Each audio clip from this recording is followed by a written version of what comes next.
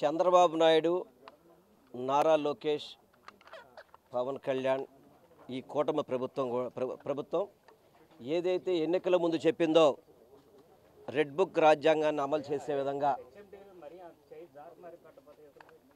విధంగా జోగి రమేష్ గారి కుటుంబం మీద ఈరోజు కక్ష సాధింపు బిగించేశారు. ఈరోజు పొద్దున్నే తెల్లవారుజామున 5 గంటలకి ఇంటి దగ్గరికి వెళ్ళి కుటుంబ సభ్యులందరూ కూడా భయభ్రాంతులు చేసే విధంగా ఏదైనా పొరపాటు జరుగుంటే ఏదైనా వాళ్ళకి ఏదైనా అపోహలుంటే నోటీసులు ఇచ్చి నోటీసుల ద్వారా రిప్లై కూడా అడగచ్చు. కానీ అకస్మాత్తుగా ఉదయం 5 గంటలకే ఇంటికి వెళ్ళిపోయి దాదాపు 15 నుంచి 20 మంది మఫ్టీలో ఉన్న పోలీసులు అని చెప్పని ఇంటికి వెళ్ళిపోయి ఇంట్లో వాళ్ళందరినీ కూడా భయభ్రాంతులు చేసి వాళ్ళ కుమారుణ్ణి అక్రమంగా ఈరోజు ఇక్కడ ఏసీబీ ఆఫీస్ తీసుకురావడం చాలా బాధాకరం. ఎందుకంటే ఈరోజు జోగి రమేష్ గారు వైఎస్ఆర్సీపీ పార్టీకి చక్కటి వాయిస్ ఇచ్చే వ్యక్తి, ప్రభుత్వ వైఫల్యాన్ని బయటికి తీసుకొచ్చి మాట్లాడే వ్యక్తి. అటువంటి వ్యక్తిని బడుగు బలహీన వర్గాలకు చెందిన వ్యక్తిగా జోగి రమేష్ గారు, ఎందుకంటే బీసీ సామాజిక వర్గానికి చెందిన వ్యక్తిగా ఈరోజు ఎన్నో కార్యక్రమాలు చేసిన వ్యక్తి.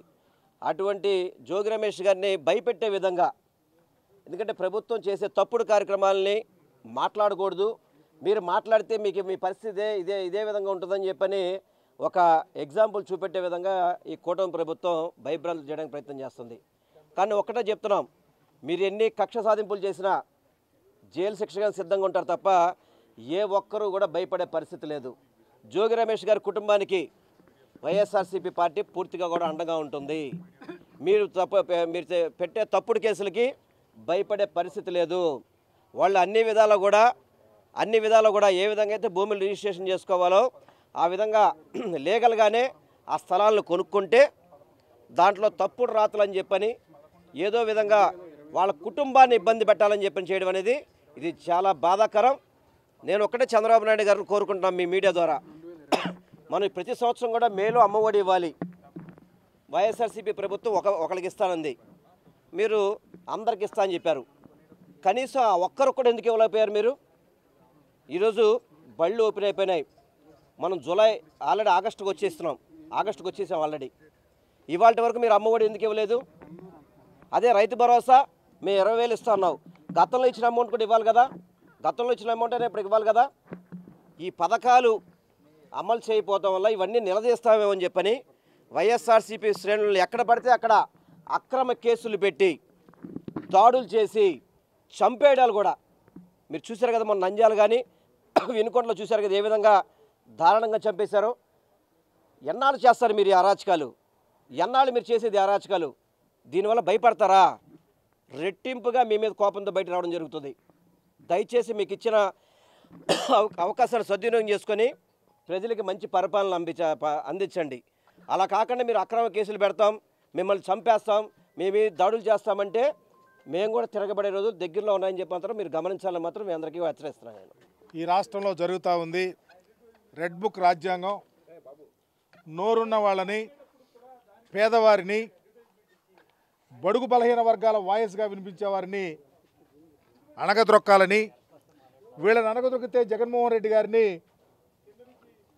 చులకనగా చూడొచ్చిన ఒక కప్ప కుట్రతో ఈ రాష్ట్రంలో ఎన్నికలప్పుడు ఇచ్చిన హామీలు నిర్వర్తించకుండా, దేని మీద దృష్టి సారించకుండా బలమైనటువంటి నాయకుల్ని అణచివేస్తే, అలజడి సృష్టిస్తే పరిపాలన చేసుకెళ్ళొచ్చిన ఒక గొప్ప ఆలోచనతో చంద్రబాబు నాయుడు గారి ప్రభుత్వం నడుస్తూ ఉంది. ఆ కోణంలోనే ఈరోజు ఉదయాన్నే మా నాయకుడు, మాజీ మంత్రి, రాష్ట్రంలో బడుగు బలహీన వర్గాలకి ఒక బలమైన నాయకుడిగా ఉన్నటువంటి జోగి రమేష్ ఇంటికి వెళ్ళి 4 అంతస్తులు పోలీసు వారు వెళ్ళి, మరి వాళ్ళ కుమారుడు విదేశాల్లో చదువుకొని వచ్చాడు, చాలా బాధ్యత కలిగినటువంటి వ్యక్తి, అపంసపం తెలియనటువంటి ఆ పిల్లాడిని తీసుకొని వచ్చి అరెస్ట్ చేయడం అనేది చాలా బాధాకరం.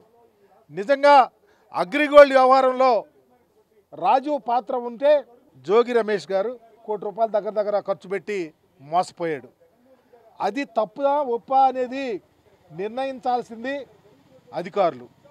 ఆ అధికారులు ఒక ప్రొసీజర్ని అది బాగుంటేనే, ఎలిజిబిలిటీ ఉంటేనే రిజిస్ట్రేషన్ చేయటానికి ఆస్కారం ఉంటుంది. ఆ కోణంలో చేయిస్తే ఇప్పుడు వచ్చి ఏదో ఒక రకంగా ఈ వాయిస్ ఎప్పటి నుంచో వినిపిస్తూ ఉన్నారు. జోగి రమేష్ని కట్టడి చేయాలని, జోగి రమేష్ని అరెస్ట్ చేయాలని, జోగి రమేష్ని అపఖ్యాతి తేవాలని. ఆ కోణంలోనే ఈరోజు అతని కుమారుణ్ణి అతని ఇంటికి బహిరంగంగా పోలీసులు వెళ్ళి అరెస్ట్ చేయటం అనేది చాలా దారుణం. ఎందుకంటే ఈ రాష్ట్రంలో చంద్రబాబు నాయుడు గారి యొక్క కుట్ర పూర్తిగా అర్థమవుతూ ఉంది. ఈ రాష్ట్ర ప్రజలకు చేయాల్సినటువంటి మేలును మర్చిపోయి, ఇచ్చిన హామీలను మర్చిపోయి, ఒక పథకం ప్రకారం ఈ రాష్ట్రంలో పేదల యొక్క బడుగు బలహీన వర్గాల వాయిస్ని కట్టడి చేయాలని ఒక ఆలోచనతోనే ఈ పథకాన్ని రూపకల్పన చేశారు. దానిలో పావు జోగి రమేష్ గారు.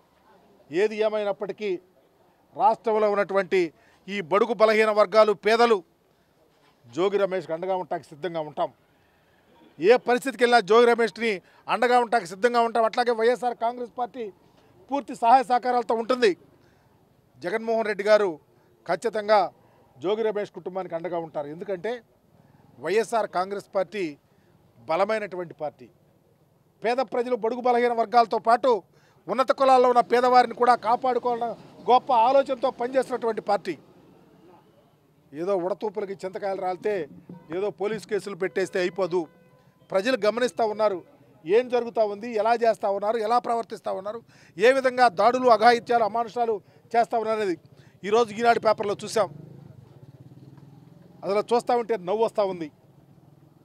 భారతదేశంలో చంద్రబాబు నాయుడు గారు ముఖ్యమంత్రిగా ఉన్నప్పుడు నేషనల్ క్రైమ్స్ రికార్డ్ బ్యూరో అని ఎన్సీఆర్బీ రిపోర్ట్స్లో భారతదేశం దళితులు, బడుగు బలహీన వర్గాల మీద జరిగిన దాడుల్లో 4వ స్థానంలో ఉంది. ఈరోజు ఈనాడు పేపర్ రాస్తూ ఉంది. జగన్మోహన్ రెడ్డి గారు ముఖ్యమంత్రి అయిన తర్వాత అంట దళితుల మీద దాడులు జరిగినాయంట, అఘాయిత్యాలు ఎక్కువ జరిగినాయని చేస్తూ ఉన్నారు. ప్రజలు కళ్ళు లేని కబోజులు కాదు. మీరు ఇష్టం వచ్చిన రాతలు రాసి వక్రీకరిస్తే ప్రజలకు అర్థమవుతూ ఉంది ఏం జరుగుతూ ఉంది.